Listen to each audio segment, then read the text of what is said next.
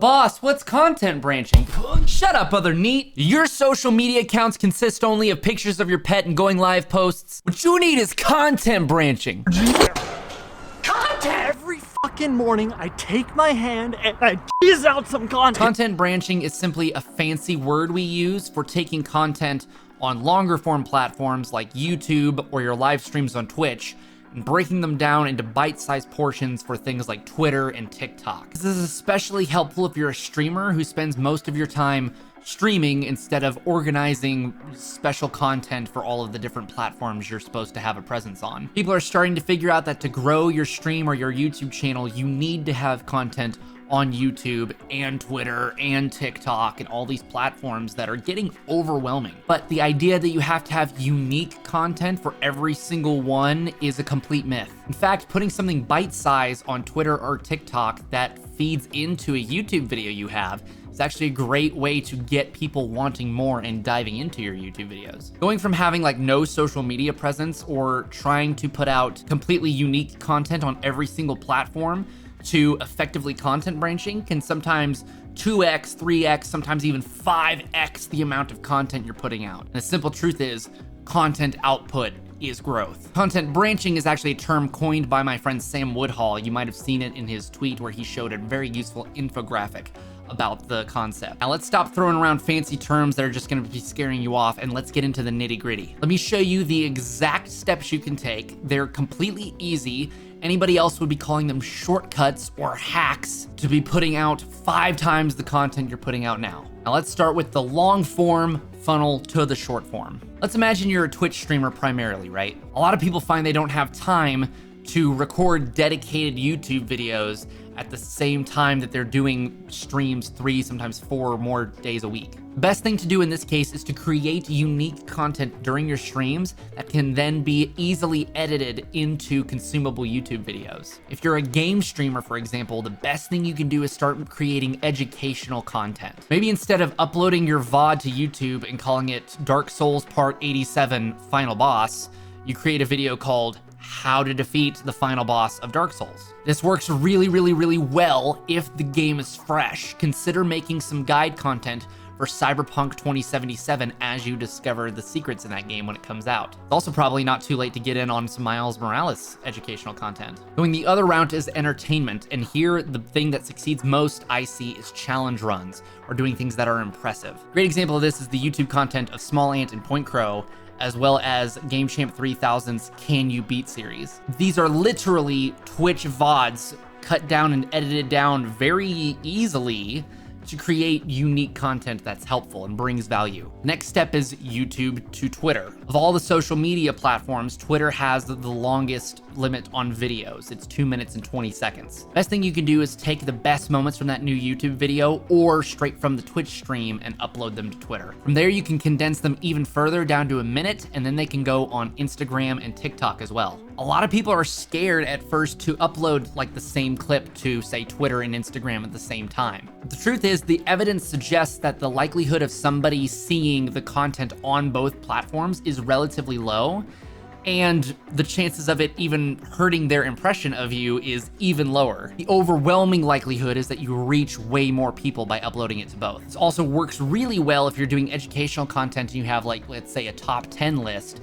You can upload each of those bits as a different video on all the social media platforms. So let's say you did a Twitch stream in the morning in which you recorded a top 10 video. And so you have a Twitch stream and then you have a YouTube video. You split each of those top 10s into a clip that goes to Instagram, TikTok, and to Twitter all at the same time. Suddenly, in 1 day's worth of work, even just a couple hours worth of work, if you do your editing right, you could have a Twitch stream, a YouTube video, and 30 pieces of social media content. Even if each of those videos only gains you 1 follower on each of those platforms, 30 followers in a single day's worth of work is a lot for a lot of us. And if that's too much work, you can simply syndicate. Now, syndication is taking content and literally just taking it and posting it to a different platform. So for example, there's evidence to show that YouTube videos, especially educational videos, work really well, obviously on YouTube, but also can be posted straight to LinkedIn and to relevant Facebook groups and even relevant subreddits and get an immense amount of natural engagement for literally no extra work than just scouting out the best place to post it. Even easier, let's say you have a TikTok that's doing well, share that TikTok to Twitter and Instagram. If you have an Instagram story, get a lot of engagement or get a lot of good feedback on it, post that same story to your new Twitter fleets or to your TikTok. There's also now this new feature on YouTube called Shorts, where if you upload a video that's in a 9:16 format, you know, like a TikTok, and you put hashtag shorts in the title and description, it gets filtered as what's called a YouTube short, and that has a different discovery algorithm more similar to like TikTok's. Tweet go viral, take a screenshot of the tweet, post it to Instagram. If you're worried about editing for social media, let's hop into Davinci Resolve. I'm gonna show you a really easy way to edit for all social media platforms. And then I'm gonna show you a program called Kapwing, which is gonna help us to automatically subtitle our stuff for free. Okay, so here we are in a Davinci Resolve project. Here is my 21 tips for content video. What I wanna do today is I wanna take one of these tips and I wanna throw it in its own TikTok. Now, the biggest thing is on TikTok, you know, it's the shape of a phone. Generally speaking, we want it to be portrait instead of landscape, right? So what I'm gonna do is I'm gonna take the content from this YouTube video, I'm gonna throw it in a new timeline that's portrait mode, and I'm gonna be able to render that out separately and export that out for TikTok. So I'm gonna show you how. First, let's find the content that I wanna make into a TikTok. Okay, I think I wanna use this tip. It's how do I find collaborations? So I'm gonna start the content here. I know that this tip lasts until the next title card here. So I'm gonna come up here and I'm gonna click and drag, and I'm gonna grab all the content that I think is gonna be relevant. I don't need the music. So I'm gonna come here and hit copy. Then what I'm gonna do is I'm gonna come over here to the media pool. I'm gonna right click and I'm going to go to timelines, create new timeline, and then make sure that use project settings is unchecked. Go to format, on timeline resolution, hit custom, and type in 1080 by 1920, which will be 1080p, but cropped to portrait format. Once that's done, I can hit create.